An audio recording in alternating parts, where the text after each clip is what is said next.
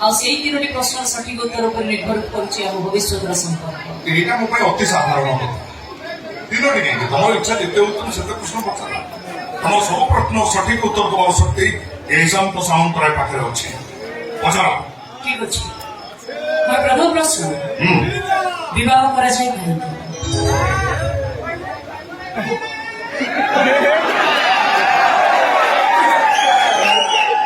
काहेकि प्रश्न आपण एक उत्तर दियो ना विवाह करबार उद्देश्य संसार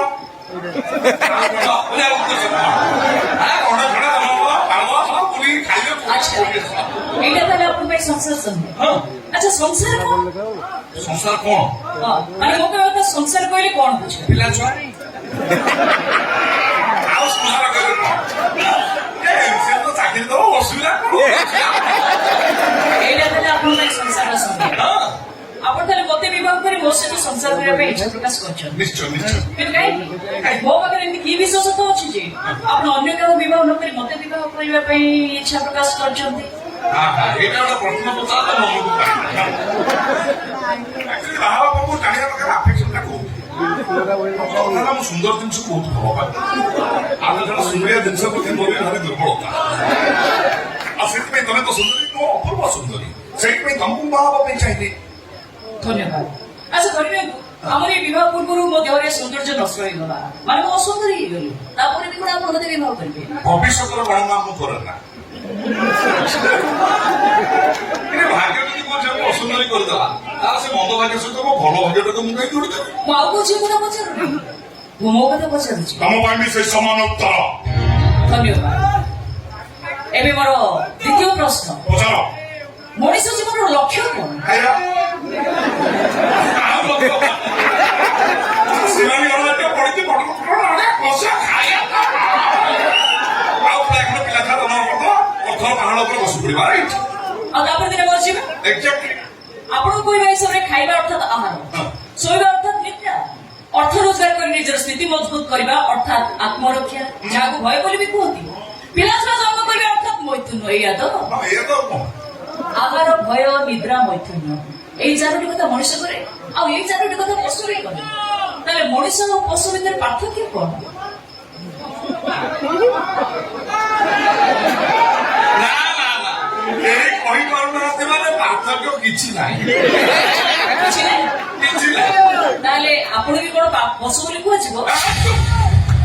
ମୋ ସନ୍ଦେହ କରି କଥାବାର୍ତ୍ତା କର ମୁଁ କଣ ପାଇଁ ବସୁବି ହଉ ହେଲା ଆପଣ ହଉଛନ୍ତି ମଣିଷ ଏବେ ମୋର ତୃତୀୟ ପ୍ରଶ୍ନ ଏ ସଂସାରରେ ବା ଏ ସୃଷ୍ଟିରେ ସବୁଠାରୁ ଶ୍ରେଷ୍ଠ ମିଠା କଣ ଏତ କଥା ମଧୁର ଆଡେ କାହିଁକି ଟିକେ ଭଲ ଲାଗେ ପୃଥିବୀର ସବୁଠାରୁ ଶ୍ରେଷ୍ଠ ମିଠା କଣ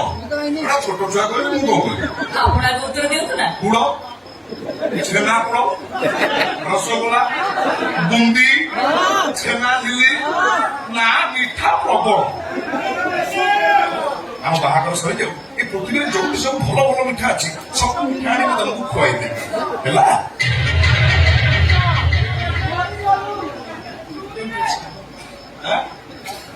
Don't touch me. Take it easy, relax. अच्छा ये जो मीठा सब ना वही बोले ये सब मीठा कितने मीठा लगे ପ୍ରବଳ प्रॉब्लम माने ମୁଁ ଦେଖୁଛି ମିଠା ପ୍ରତି ତମର ବହୁତ ଦୁର୍ବଳ ଦେଖ ବାହାଘର ସରିଯାଉ ମୁଁ ମିଠା ଖୁଆଇଦେଲେ ଜାଣିପାରିବ କେତେ ବେଶୀ ମିଠା ଲାଗେ ମୋ କଥା ଛାଡନ୍ତୁ ଆगे ଆପଣ କୁହନ୍ତୁ ଆପଣ କେତେ ମିଠା ଖାଇପାରିବେ ମୁଁ ପୁରା ତଣ୍ଟି ଦେଇ ଖାଇବି ତାପରେ ଯଦି ଆପଣ କିଏ ମିଠା ଖାଇବାକୁ ଦିଏ ଆପଣଙ୍କୁ କେମିତି ଲାଗିବ ଛି ଏଟା ବିଷ ଭଳିଆ ଲାଗିବ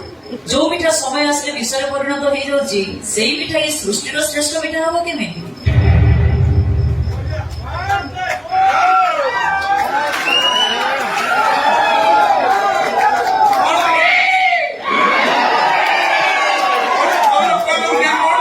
ଜାଣିଲା ତାର କଣ ମତେ କୁହ ବାବା ଆଇ ଟିକେ ଆସିବେ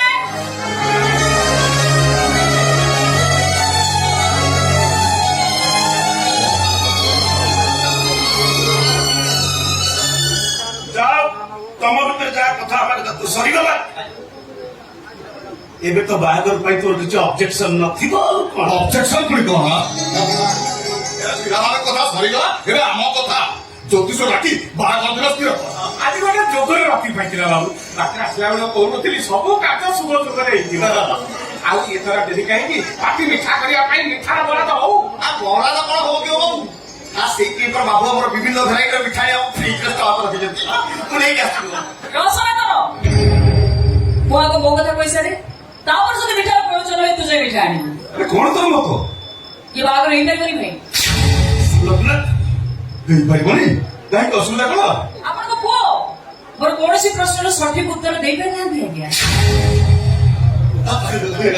ଆରେ ମା ଏଇଟା କଣ ଗୋଟେ କଥା? ଲୋକରା ତୁ କଣ କହୁଛୁ ନିଜେ ଜାଣିପାରୁଛୁ ତ? ଦେଖ ମା ସେମାନଙ୍କୁ ମୁଁ ନିମନ୍ତ୍ରଣ କରି ମୋ ଘରକୁ ଡାକିଛି। କିନ୍ତୁ ବାବା ପ୍ରଥମରୁ ତ ଗବେଷଣାର ସେଇପରି ସର୍ତ୍ତ ଥିଲା ଜାତି ଧର୍ମ ବର୍ଣ୍ଣ ନିର୍ବିଶେଷରେ ଯେ ମୋ ପ୍ରଶ୍ନର ସଠିକ ଉତ୍ତର ଦେଇ ମତେ ସନ୍ତୁଷ୍ଟ କରିପାରିବ ତାକୁ ହିଁ ବିବାହ କରିବି ବୋଲି। ଆଉ ଇଶାନ୍ତ ବାବୁ ଯେତେବେଳେ ମୋର କୌଣସି ପ୍ରଶ୍ନର ସଠିକ ଉତ୍ତର ଦେଇପାରିନାହାନ୍ତି ସେତେବେଳେ କୌଣସି ପରିସ୍ଥିତିରେ ତାଙ୍କ ସହିତ ମୋ ବିବାହ ହେଇପାରିବନି।